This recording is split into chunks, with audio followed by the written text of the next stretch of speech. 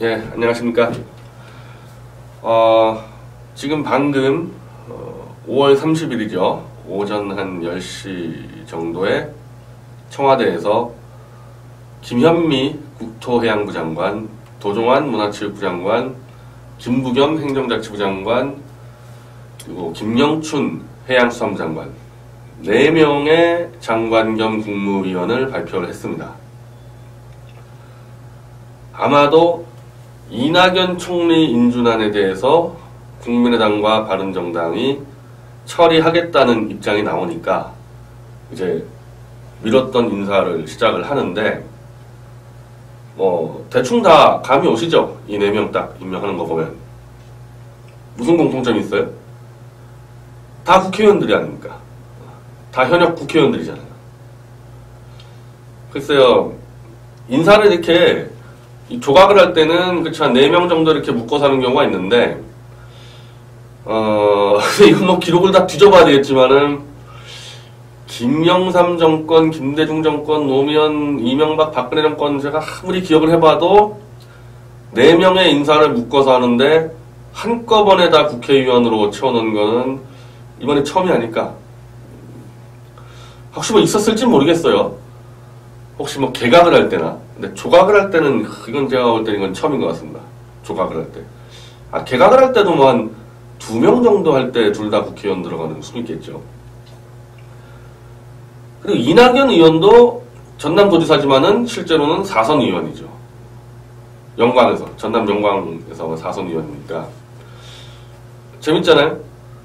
김상조 공정거래위원장, 강경화 외교통상부 장관은 아직도 야당이 가만두지 않겠다. 벼르고 있고, 이낙연 총리 후보자만 대충 넘어가 주겠다. 물론 또 표결에선 어떻게 될지 모르겠지만, 지금 부름 볼 때는 적당히 과반 넘어서 통과되지 않을까. 이건 제가 처음부터 얘기했습니다. 이낙연 총리의 그 흠결이나 관계없이, 조각이라는 특성도 있고, 이낙연 의원이 같은 국회의원 출신이기 때문에 세게 안 할 거다.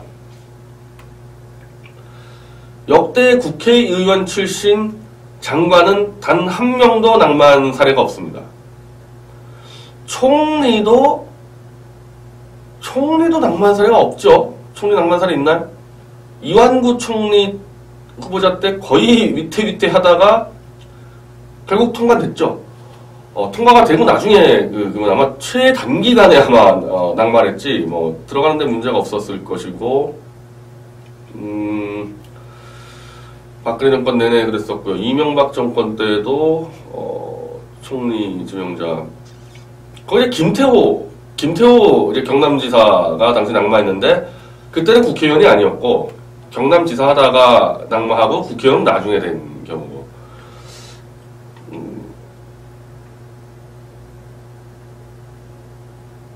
그래서 지금 좀 찾아봐야 되겠는데 하여튼 거의 웬만하면은 국회의원 출신들은 내각에 들어갈 때 낙마하지 않는다. 장관에서는 0%입니다. 낙마 장관에서는.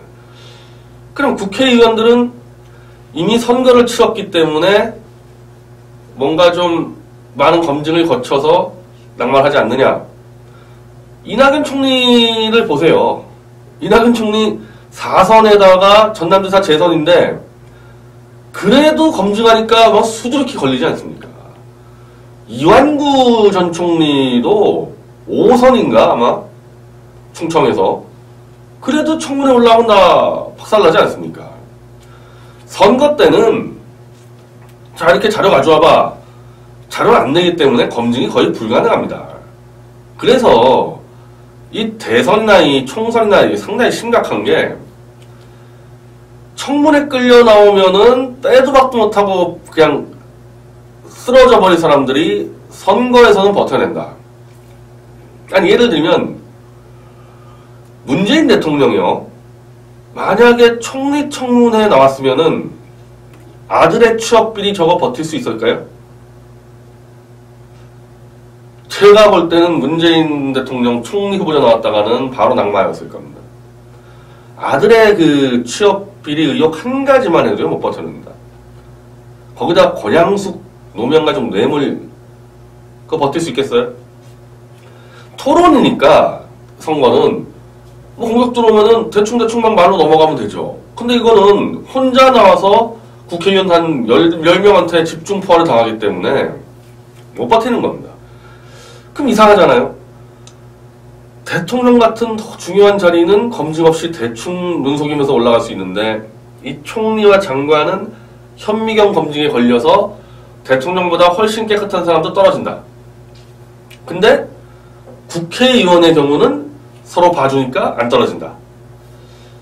이미 이거는 대한민국의 국정 운영 체제가 완전히 타락하고 무너진 징표죠. 이게 언제부터 심화됐던가 보면은 이명박 정권 말기 때부터 이거 좀 위험하다 좀 그런 얘기도 있었습니다. 왜냐면 자꾸 청문회에서 낙마가 되니까 자꾸 국회의원들을 끌어올리는 거예요. 그래서 진수희 보건복지부 장관, 뭐 정병국 문화체육부 장관 이렇게 올린단 말입니다. 국회의원들을. 그래서 국회의원 올리면은 동료 의원들이 감싸가지고 대충 임명이 돼요. 그러니까 박근혜 정권이 굉장히 많은 낙마를 당했습니다. 이명박 정권에 비해서 훨씬 더 깨끗한 인사가 들어왔는데도 낙마를 당했어요. 이 박 대통령이 이게 강하게 비호하지 않았기 때문에. 이제 그러다 보니까 박 대통령도 이거 도저히 인사가 안 되니까 막 올리는 거죠. 그래서 이주영 해양수산부 장관, 최경환 경제부총리, 많이 올렸죠. 유기준 씨도 아마 해양수산부 장관인가 올라갔을 거고, 그 뒤로 후임자로. 이런 식으로 된단 말입니다. 이런 식으로. 그럼 대통령이 인사라는데 국회 인사청문회가 무서워서 국회의원들을 계속 끌어올리고 있다.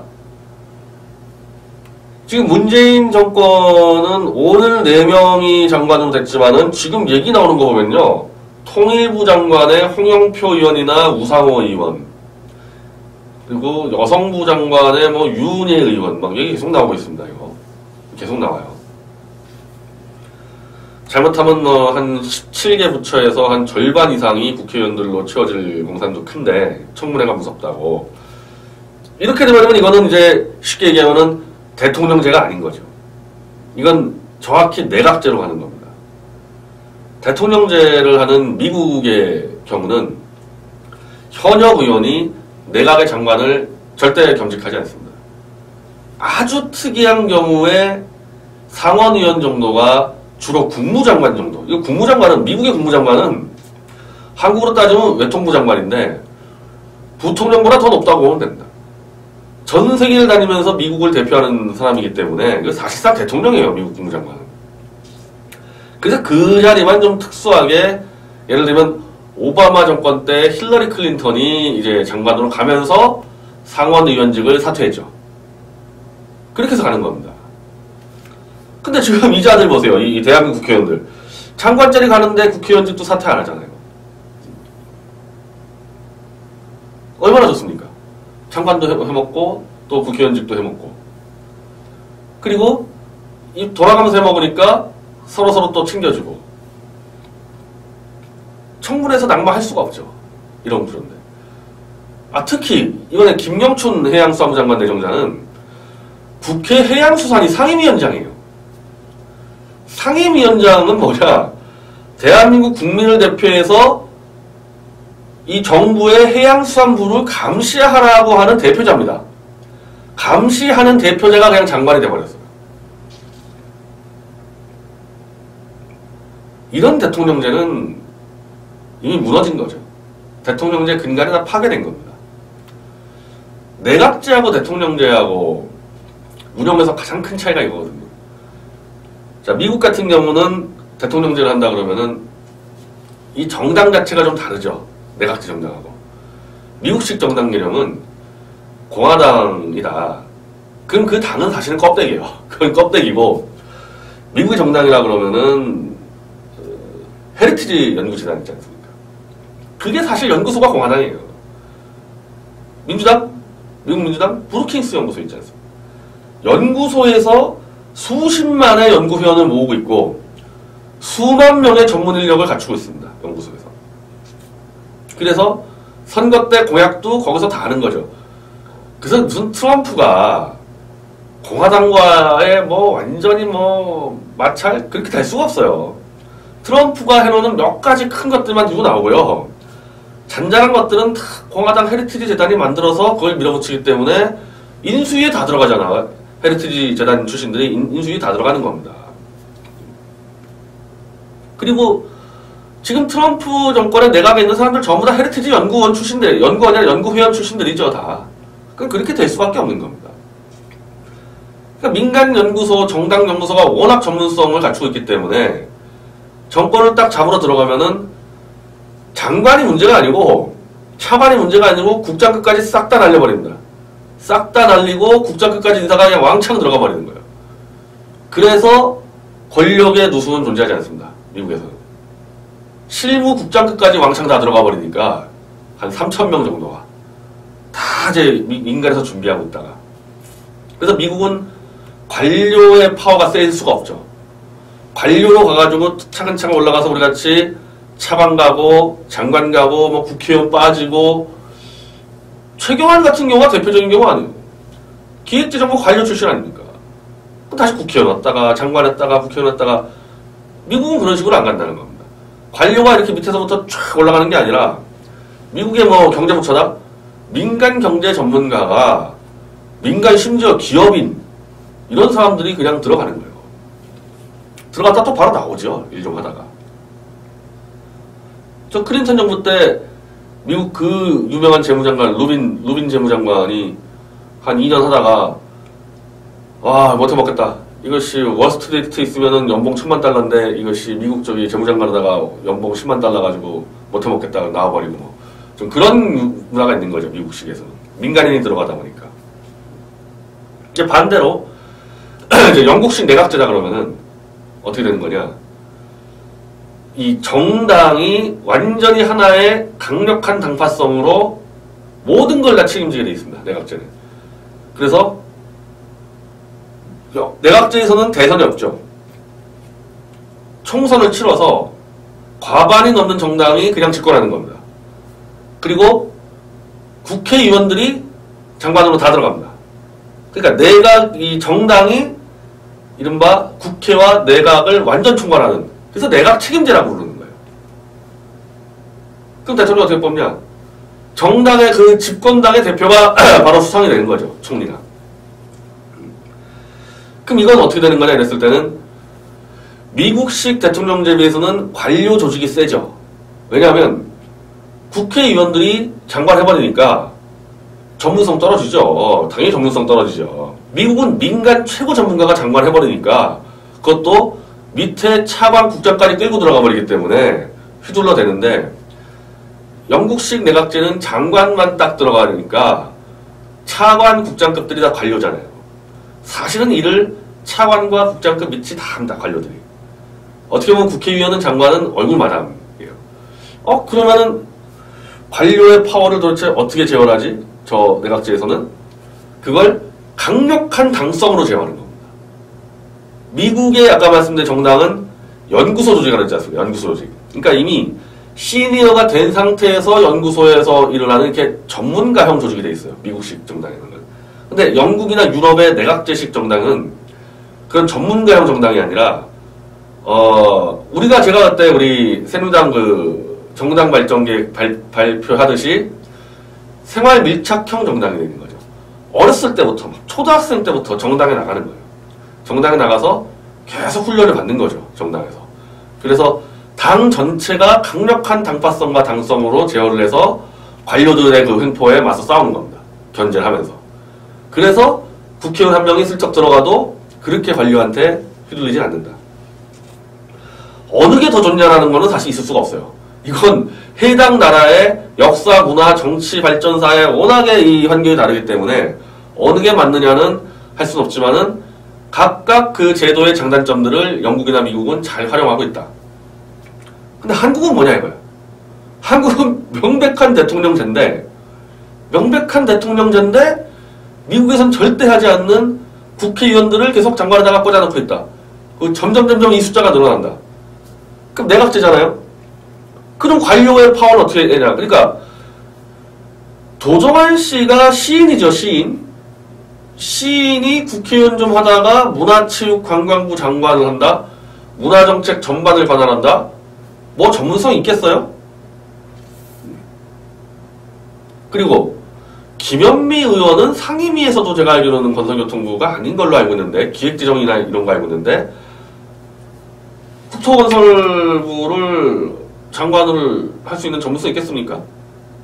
그럼 김영춘 의원은 상임위는 거기였지만은 또 전공이 그거 하잖아요? 해양수산부? 다 안 된단 말입니다. 이 전문성이. 이 오래된 있는 관료들을 끌고 이 방향으로 가자 할 수 있는 실력이 안 돼요. 영국도 마찬가지죠. 국회의원들이 하니까. 그럼 영국은 아까 말씀드린 대로 강력한 당성으로 당에서 제어하면서 끌고 가는데, 대한민국의 정당은 무슨 정당입니까? 미국식 연구정당이에요? 연구 안 하는 걸로 유명하죠. 각 여의도 연구소라든지 새누당의 민주당의 민주발전연구소라든지 그거 뭐 하는데요? 거의 선거 때마다 여론조사만 하고 있지 않습니까? 거기서 뭐 정책 나오는 거 봤어요? 연구가 안 되는 정당입니다. 그럼 당성은 있냐? 자유한국당이나 민주당에 정말 자발적으로 돈 한 달에 10,000원씩 내고 매일 주말같이 당에 나가가지고 자원봉사하고 그런 사람 몇 명이나 있나요? 다 동원된 사람들이지. 당성으로도 안 돼요. 그럼 어떻게 되는 거냐, 한국은? 내각제의 최악의 상황인 관료들의 파워가 막강해져서 관료들이 다 좌지우지하게 되는 겁니다.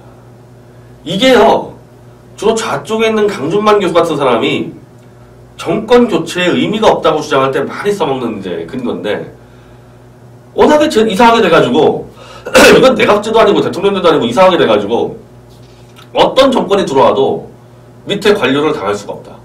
관료가 그냥 다 알아서 한다. 그러면 대통령하고 장관들은 뭐하냐? 국회의원들은 쇼만 한다. 쇼만.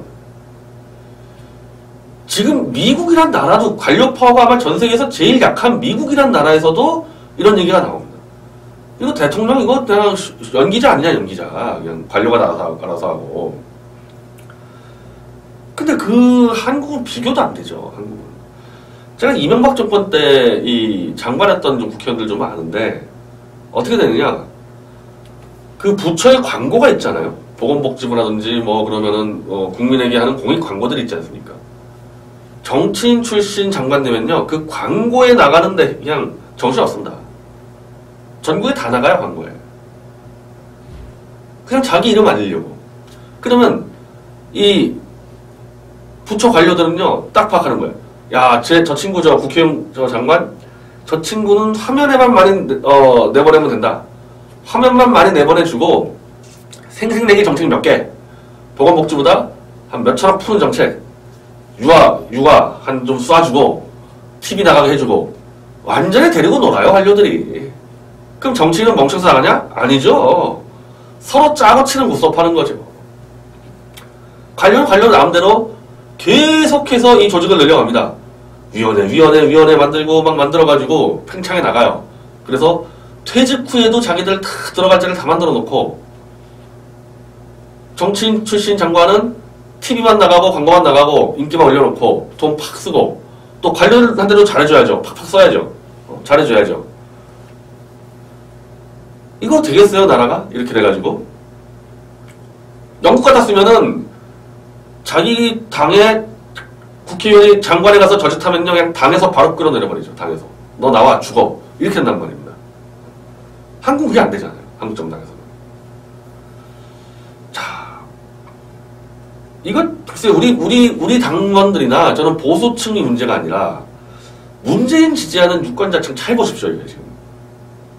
이게 정말 당신들 촛불 들고 박근혜 대통령 감옥 집어넣고 그 다음에 꿈꾸는 세상이 이 세상인가요? 문재인 정권의 따까리들 장관 내가지고 사진 찍고 다니고 이런 관료들이 다 하고 계속해서 공무원 숫자 늘리고 예산 마음대로 쓰고 이런 세상을 꿈꾸고 계속 겨울에 촛불 들고 박 대통령 구속을 주장했습니까? 적폐 해소한다면서요. 적폐 해소를 하려면요, 정치꾼 출신 장관 절대 안 되죠. 이런 사람들은요, 장관 오래 할 생각도 없어요. 빨리 1년 안에 하고 해먹을 거 다 해먹고 만들어 놓고 나와서 내년 지자체 있지 않습니까? 또 주자치 선거 때 나와가지고 또 쫙 공천해야 될 거 아닙니까? 구의원, 시의원. 오래 할 생각도 없어요, 이런 사람들은. 딱 한 10개월에서 1년 정도 해가지고 그때까지 해서 경력 쌓고 다 합니다. 적폐에서는요, 5년 내내 해야 됩니다. 문화계 적폐요. 저한테 만약에 문화 적폐에서 지금 권한 주면요, 5년 내내 365일 24시간 사투 벌입니다. 그렇게 해야지 가능한 게 적폐에서예요. 문화계의 그 썩어 빠진 부정부에 다 치려면요, 5년 내내 돌도끼 들고 24시간 365일 싸워야 됩니다. 도종환 국회의원이 그거 하겠어요? 이제 자기 가까운 사람들 예산 퍼주고 뭐 이러지 않겠습니까? 무슨 적폐에서 합니까? 이래가지고. 그래서 무슨 적폐에서 해요? 저는 그렇다고 무슨 문재인 정권이 특별하게 잘못했다, 그것도 아니에요. 이명박 정권, 박근혜 정권 다 똑같았습니다. 근데 차이는 너무 빨리 깃발을 내렸다. 오늘로써 문재인 정권은 적폐해서 그거 포기한 겁니다. 그냥 정치인 관리하겠다, 내각으로. 노무현 정권도 그랬었죠. 노무현 정권 영남 진출한다고 마구잡이로 장관들 차출해가지고 선거 내버렸다가 떨어지면 다시 또 장관으로 들여보내고 이런 짓 하지 않았습니까? 내각을 정치적 도구로 이용하지 않았습니까? 노무현 정권이. 문재인 정권 지금 한 수 더 뜨는 거예요. 그 노무현 정권은 그래도 한 2년 동안 해보려다가 안 돼서 그랬지만은 문재인 정권은 청문회 때 좀 몇 대 얻어맞더니 그냥 포기해버린 거죠. 아, 정치인들 해가지고 그냥 버텨가자. 근데 그게 버틸 수 있겠습니까, 그게? 그런다고 버텨질 것 같아요. 참, 큰일입니다. 제가 지금 이 방송을 끝내고 문재인 정권에 닥친 4가지 위험 요소, 올해 안에 정권이 끝장날 정도의 위협으로 좀 보이는데, 문재인 대통령은 안 보이나 봐요. 근데 문재인 지지자들이라도 눈에 보여야 됩니다. 정권 정말 위험한 상태예요. 더군다나 오늘같이 정치꾼들을 올려보내서 내각에 개혁도 포기했어요. 개혁까지 포기해서 도대체 이 정권이 어떻게 버틸지. 저는 안 뽑았지만 문재인 정권을 대한민국 정권 아닙니까? 이거 망하면 안 되잖아요. 이거 망하면 누가 피해보는데요, 이거? 우리 같은 국민들이 피해보는 겁니다. 문재인 지지층부터 정신을 좀 똑바로 차리십시오. 이미 개혁도 포기하고 외교를 지금 완전히 파탄 내고 있고, 보통 일이 아닙니다. 보통 일이 아니에요. 다음 방송 때 더 설명을 드리겠습니다. 감사합니다.